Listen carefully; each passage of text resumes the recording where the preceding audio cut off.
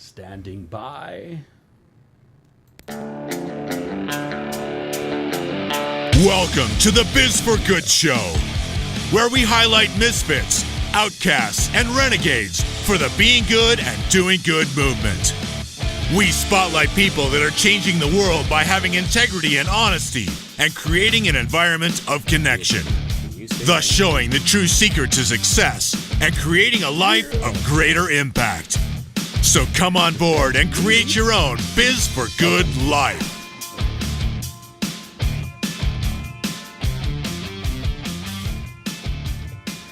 Welcome to the Biz for Good Show. Welcome.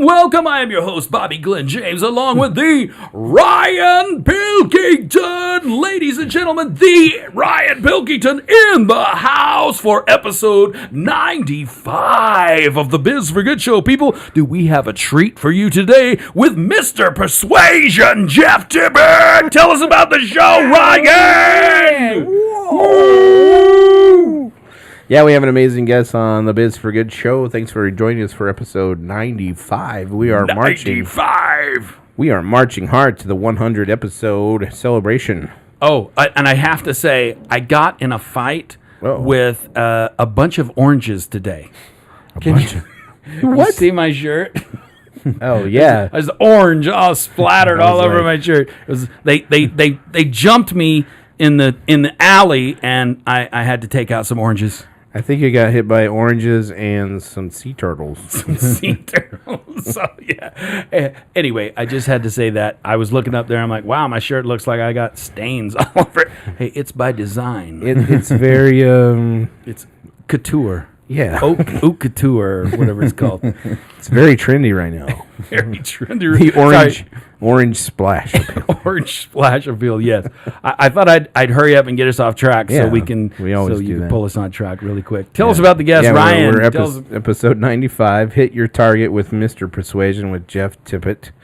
We're so excited to have him hit your target on the show today.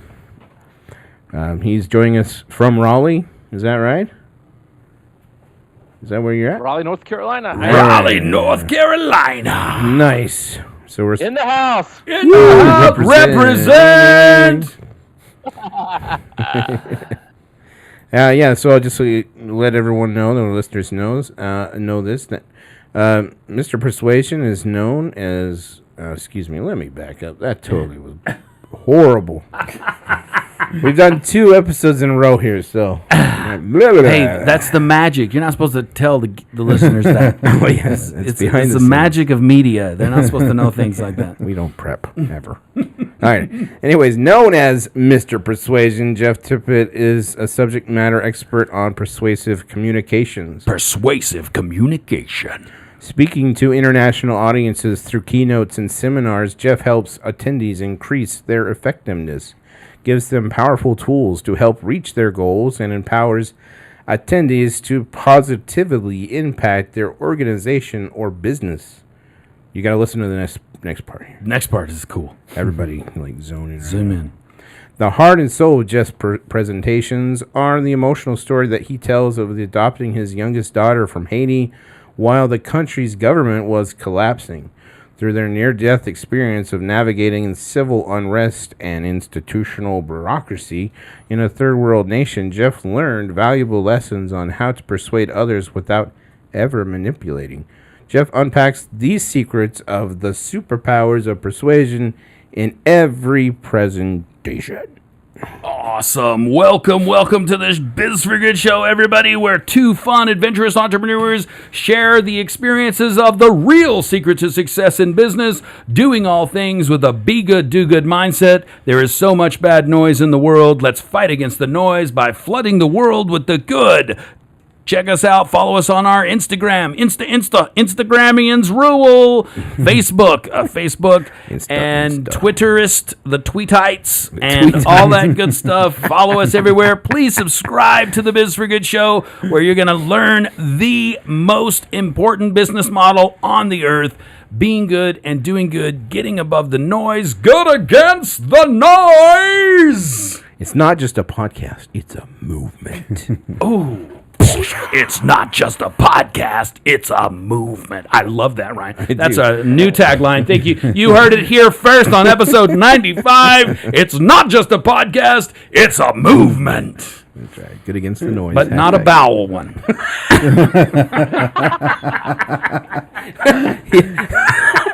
I had to go there. I'm sorry. I had to. Our last episode. Don's just shaking his head. That's it. I'm done. Goodbye. You are the weakest link. And we want to acknowledge Dontrell and Cedric here in studio. They have showed up like 4 weeks in a row or something like that. You're part of the month club. Yeah, it's official. You are a part of the Biz for Good. You can't never stop coming now. Yeah. Sorry. Okay. Dontrell's shaking his head. Cedric didn't shake his head though. He just looked at me like, whatever.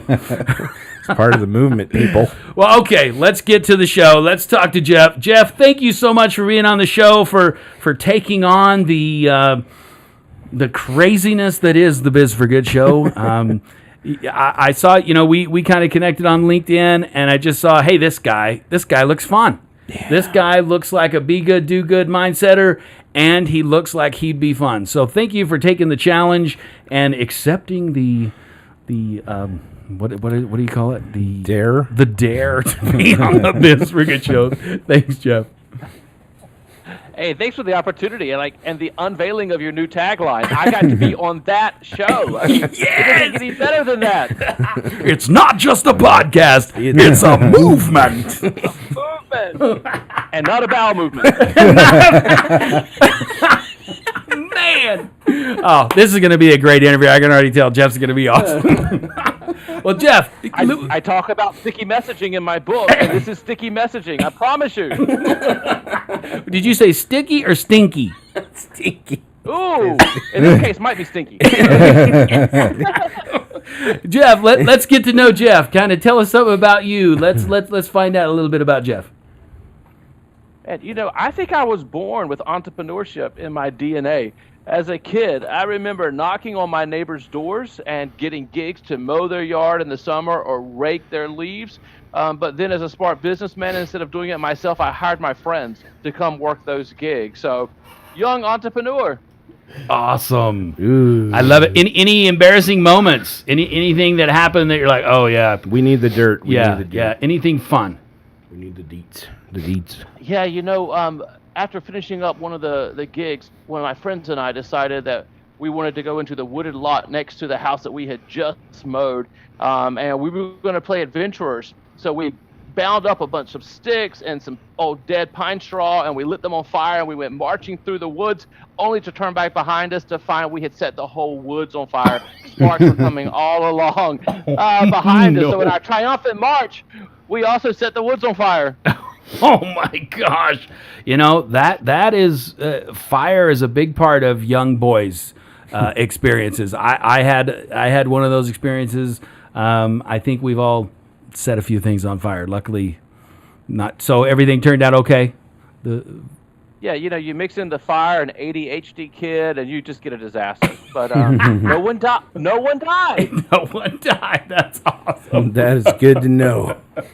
Super good. That's a measure of success. Yeah. No one died. So you found at a young age that entrepreneurship was in your bone, and you said something key. There's so many people out there that think that they're good at something, and they say, I'm going to start a business, and they don't realize that entrepreneurship isn't about being good at something and starting a business. It's what you said. You get people, you hire people, you connect with people, you figure out how to create something that works, not necessarily how to change a pipe or something. That's not entrepreneurship. That's a technician. Yeah, and I was creating the systems all along the way, the yard signs to go out there to drum up more business as well. Yeah, see that entrepreneurship is an interesting, funny thing. We throw that word around so much that we lose kind of the value. An entrepreneur is a creator, somebody that really sees vision and connects with a vision and dreams of that stuff. I mean, any of us entrepreneurs here, I know we've all probably spent all night laying in bed looking at the ceiling dreaming about all these guys. I do it all the time. I do it all the time, dreaming about all these ideas and business models and concepts and stuff, and it just, you get excited about the creation of that whole thing. Absolutely, and unhappy with anything else. I mean, it is just the place of happiness for me. Yep. My wife used to tell me a while back, why don't you just go get a job? And I'm like, yeah, maybe I should just go get a job and be in the corporate world, because I could get, an executive position or something like that. And I'm like, my stomach starts to hurt when I really think about it. I'm like, oh, that's just not me. I'm a business builder, man. I just love the whole world around creating something. Good stuff. Yeah, absolutely. It's what wakes me up in the morning. I have a company that I founded. I get to speak as well on stages all over the place. So it's a fantastic life. Awesome. So, Mr. Persuasion. Persuade me. Well, being part of I this, already landed on your show. yeah, he got us, dude. Yeah, totally didn't even see it coming. Yeah, boom. Sneak attack. I already win. There it is. Boom. Drop the mic. I was going to persuade us on this question, if you will. What does doing good in business mean to you?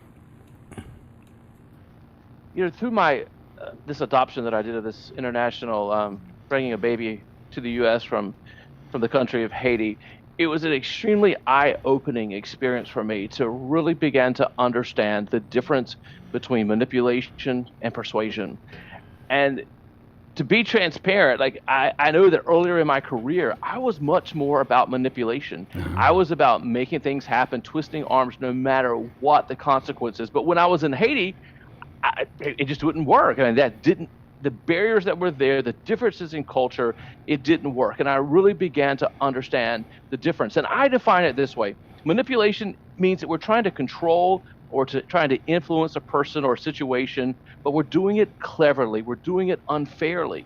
And in manipulation, we are trying to move the needle. We're trying to make things happen, but we're doing it for our own benefit, our own self-interest. Now, let's contrast that with persuasion. So persuasion does mean to cause someone to do something, but we're causing them to do it through reasoning or argument. And the word argument here is the pure sense of the word, not like what we do on Thanksgiving, talking about politics and religion, but when two people share their ideals back and forth, and then over time, through sustained effort, you come to the very same place.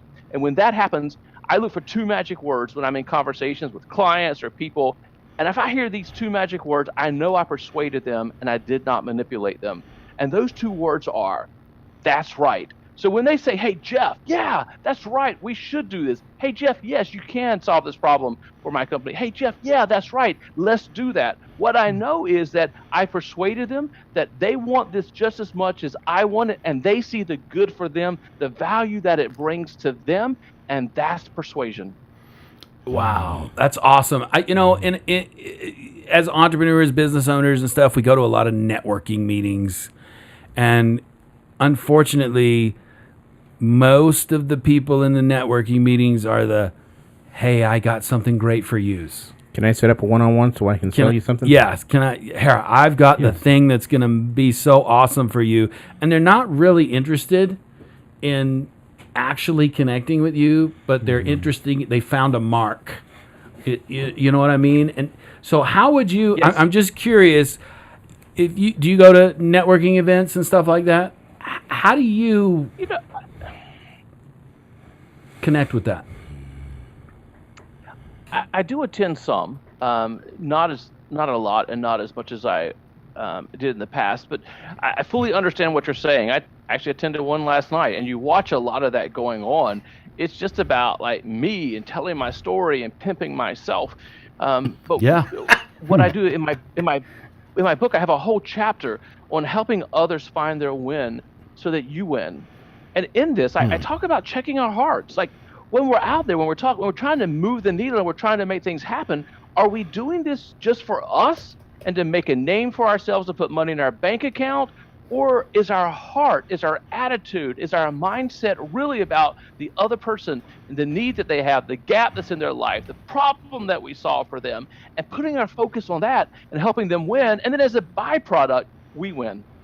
Oh, that is awesome. That is such a be good, do good mindset. Thank you so much. That reminds me of something that happened to me. But go ahead. What happened to you? No. It's all you, Ryan. It's all me. I was working with a client, and he's coming to some financial hardships, and he was like, I can't talk to you until I'm in a better financial place, so I can get this project going. I said, hey man, let's just meet anyways and see, kick around the ideas. I do graphic design stuff, and he wanted to do some design stuff. And I was like, no, let's just meet and see what you need and what can I help with what we have what we have to work with. And he was like, oh, that's so refreshing. So, he's excited to launch this project still. And so, anyways, so I didn't say, oh, I got to go. Yeah, sorry, man. If you don't got no money, I can't help you. So I totally resonate with what you're saying there. Yeah, we talk about it all the time on the show that if you really want to get above the noise, then be real. Be yourself. Be who you are. Awesome. Yeah, absolutely. And it's missing. It's you will stand out. You will be different. And in this chapter, I talk about helping others. When I have 3 tips to help you navigate through that. And the first tip isn't talking about yourself. It isn't saying about the service that you offer or any of that. The first tip is to listen. Yeah. And to start by listening to the other person, like hearing them out, hearing what they have to say. And then the second step in that is to ask clarifying questions, because if you've ever been married or had a business partner, you probably had situations where the person says something, you hear something, and it's just 2 different things. They don't even line up. So listen, ask clarifying questions, ask open-ended questions. Really care about the other person. And then finally, the third part of that, it's kind of like a Venn diagram of what you want and what they want, is finding that center part of alignment. And that's your sweet spot. That's where you can move forward with that person, because it's what they want, it's what you want, and there's common ground there. Awesome. That's nail on the head. Boom. We're just bang. like speechless. Yeah, this is good. We talk about marketing a lot on the Biz for Good show, because let's face it, without marketing, you don't really have a business. You could have the coolest thing on earth, but if you're not marketing it somehow, and I think coming at it from that mindset is your best bet to get above all the stuff out there of marketing. So could you tell us a little bit? So what's going on with Jeff, and tell us about your book and how we can get a hold of the book and all that good stuff. Kind of just tell us what's happening, where you at, where you going, what's the world to Jeff Tippett. Take us for a ride. Life is great right now. My firm is doing really well, and I am preparing for my biggest year yet speaking in 2019. And probably the very best thing that's happening in 2019 is January 1st, my new book comes out. My book is called Unleashing Your Superpower: Why Persuasive Communication is the Only Force You'll Ever Need. And in this book, I make this very big, bold statement. And that statement is that persuasive communication is the only force that we'll ever need. And the thing is this: if you're a CEO trying to move a company forward, or if you're in sales, or if you're an entrepreneur pitching for investment or new clients, or hey, if you just don't want to live alone for the rest of your life, we all live or die based upon our ability to persuade. So in this book, I walk people through the entire process, the steps of helping them understand how to persuade other people. That's so interesting. We were just a part of an event last week called Discovering Your Superpowers. And it was, that's so funny. It was a great event, an amazing event. We had some cosplay people came dressed up as superheroes, and we had some amazing speakers that talked about everyday heroes and how people have all these gifts and stuff. And it was kind of connected towards teens and young adults, because there is so much bullying and suicide stuff out there that we came at it from a whole different angle of we all have superpowers. And you just get to find your superpowers. So that's so cool, and it's serendipitous that we have you on the show today. So Cool. Can you give us some tips in the book? Can you give us some stuff, some highlights? Yeah, absolutely. So in the book, kind of like what we did earlier, I talk about manipulation versus persuasion. And what I find is that when people understand the difference between manipulation and persuasion, and they get persuasion, the light bulbs go off. And it really is empowering. It's extremely motivating to help you accomplish your goals when you know you're not out there selling, trying to make people do something that they don't want to do, but you're finding that alignment. So I talk about that, the difference between those two. And then I walk through messaging. Like, how do you craft a simple message? Oftentimes, that's one of our biggest problems in communication is we haven't distilled down what we're trying to say. So how do you say it? And especially today's world, how do you say it simply? How do you say it quickly? How do you capture people's attention earlier in your messaging? Like, we have extremely short attention spans today. So how do you capture their attention? I have a chapter on making it sticky, because what we want is we want your messaging to stick with people well beyond their conversation with you. We want you to be top of mind, what you said resonating in their minds. The chapter that I mentioned about helping other people find their win, I have a chapter on making a connection. So how do you make that heartfelt connection with your audience as a tool to help you persuade? And then I talk some about crafting your call to action, how you position your message. A magical leap that I have a chapter on becoming the industry expert, how you can be a guru, the go-to person in your field. And by doing that, you jumpstart that whole process of persuasion because people view you as the person with the knowledge. And then I have a chapter on trust. All of this book depends upon trust. Like, trust isn't even like an added chapter. Trust is the foundation. If we don't have the trust of our audience, we will never persuade. So I have a whole chapter on trust as well. Wow, that is good stuff. So the book comes out January 1st. I want to get on the list. How do we get the book? Yeah. January 1st. The easiest way to get on the list is you can text the word persuade to 66866. Persuade to 66866. You'll get a first chapter of crafting your message immediately, and then you'll be on the list when the book is ready to come down through Amazon. 66866. Yep. Just type the word persuade. Text that in, and Persuade. Boom. Persuade. And it's right there, be in your inbox. Download it immediately. Persuade. Right. PER. Sorry, I got a spell checker. PER. SUADE. PERSUADE. Right. 66866. I'm writing it down for me. I don't care who was listening. Sorry, listeners. So, listeners, if you want to get the book, text 66866 and type the word persuade to get the first chapter and notification when it comes out on Amazon. Is that correct? Absolutely, sure will. First dibs at the book. I'm excited about this book. It's been a year venture. Again, it started with adoption, and then I walked through like all this agency experiences, having worked with like national and amazing brands like Airbnb, the National Restaurant Association, the League of Women Voters. Like, all this work that I've done for all these amazing clients has been distilled and included in this book. Awesome. Do you go into any of the chapters about that moment of the adoption, like how that went and details on all that? I do. The first chapter is called "The Means to Persuade," and I talk about it, and I talk frankly too about what I went through and the internal changes that I had to go through, and I talk about the struggles that happened, and like entrepreneurs, like wanting to throw my hands up at times. And at one point when my adoption was just totally put on hold, at best, and my attorney said at worst, this adoption might be over. You may not complete this adoption. And I talk about what I did flying over to Haiti to get this adoption back on track, and how the Haitian people taught me that I was a manipulator and not a persuader. Wow, that is cool.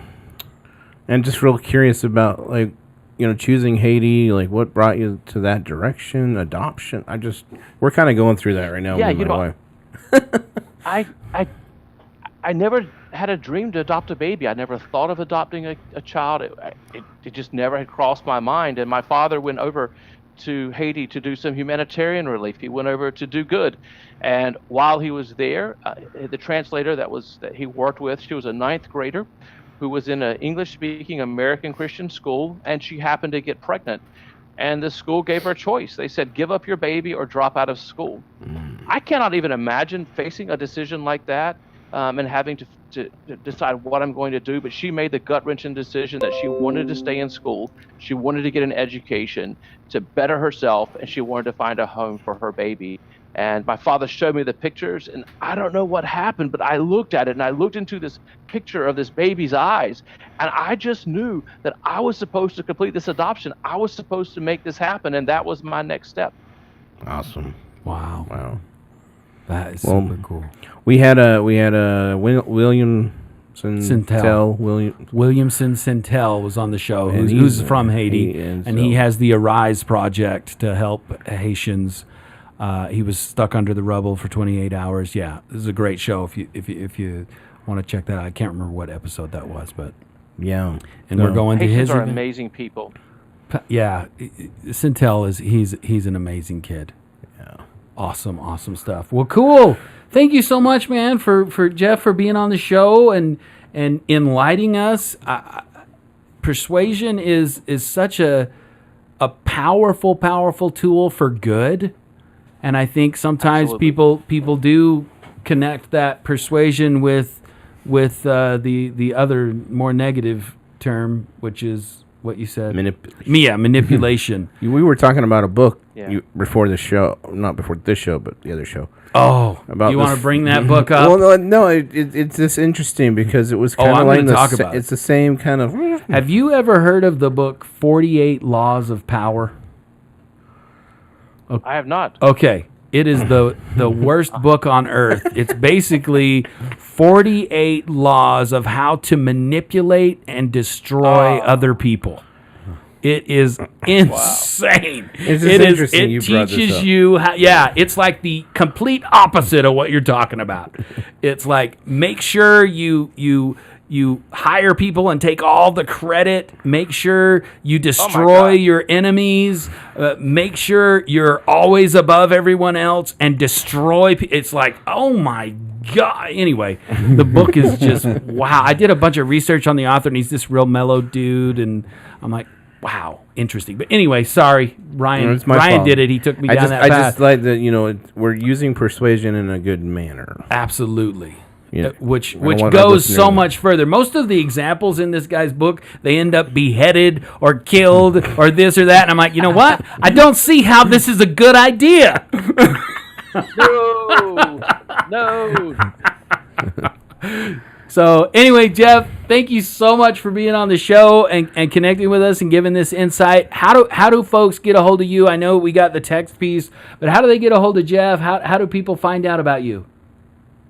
They're welcome to check out my website. It's jefftippett.com, JEFFTIPPETT.com. And if you get close at all, I've got pretty much every misspelling in Google Ads, so it'll pop up. Just get close to that. Or it doesn't matter. Butcher my name up. It's fine. It'll probably still pop up. Or Jeff Speaker in Raleigh, whatever. I'll pop up, and you'll find my website, find information about me. All my social channels are there as well, and I love connecting with people and learning about their journey. Awesome. JeffTippett.com. Okay, Ryan, what do you think? You going to take us out? Yeah, thanks so much for being on the show, Jeff. It's been a pleasure. Hey, we didn't ask, Dontrell, since you're in the camera, you got any questions? Dontrell's been so sweet and nice, just kind of sitting here and shaking his head a couple times. You got anything to say? Not that I can think of. I mean, he gave a lot of great information, but I'll reach out, though, when I do. Absolutely. All right. You do that. Awesome. Okay, Ryan. Sorry. No worries. So, thanks for being on the show, Jeff, and we'll be sure to plaster you everywhere on our social media there to make sure that, you're getting visibility there like you deserve. Thanks for guys. Thanks for the opportunity and trusting me to share content with your audience. I appreciate it. Awesome. No worries. Thanks for being on the show, Jeff. So take us out, right? We always end the show with 3 hashtags, and we do they get louder and louder on the third one. So we do hashtag Be Be good, do good 3 times, and we get louder and louder until the third one we yell, and it's basically a clip for the producer to know where to stop the show. Yep. So we'll take it out with a hashtag. Be good, do good. Hashtag. Be good, do good. Hashtag Be good, do good. And that's a wrap.